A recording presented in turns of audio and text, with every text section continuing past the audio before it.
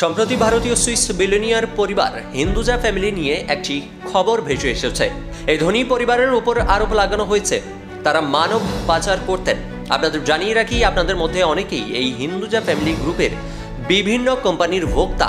তার মধ্যে বেশ কিছু নামী কোম্পানি হল Ashok Leyland, Gulf Oil, industrial bank ও বাজাজ ইত্যাদি। আসলে হিন্দুজা ফ্যামিলির উপর 48টি দেশে মানব পাচারের ব্যবসা নিয়ে অভিযোগ ওঠে। এদিকে আবার সুইস আদালত শুক্রবার হিন্দুজা পরিবারের 4 সদস্যকে তাদের জেনেভা ভিলায় গৃহকর্মীদের শোষণের জন্য 4.5 বছরের কারাদণ্ডের আদেশ দিয়েছিল।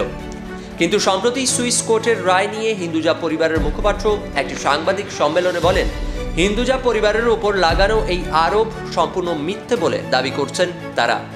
এ বিষয়ে আপনি কি মনে করেন অবশ্যই কমেন্ট করে জানাবেন।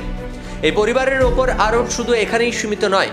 হিন্দুজা পরিবারের বিরুদ্ধে শ্রমিকদের পাসপোর্ট বাজেয়াপ্ত করা, মাস শেষে শ্রমিকদের পারিশ্রমিক প্রদান করার সময় সুইস ফ্র্যাঙ্কের পরিবর্তে রুপিতে প্রদান করা, তাদের ব্যক্তিগত জীবনে চলাচল সীমিত করা এবং স্বল্প বেতনের জন্য তাদের অতিরিক্ত দীর্ঘ সময় কাজ করতে বাধ্য করার অভিযোগও রয়েছে তাদের উপর।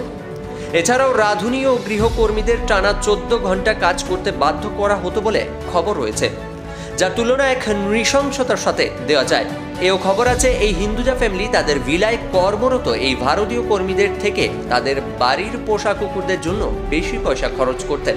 তবে আদালতে হিন্দুজা পরিবারের বিরুদ্ধে মানব পাচারের কোনো প্রমাণ না পাওয়া গেলেও গৃহকর্মীদের সাথে দুর্ব্যবহারের মামলায় 4.5 বছরের কারাদণ্ড দেয় আদালত তাদের।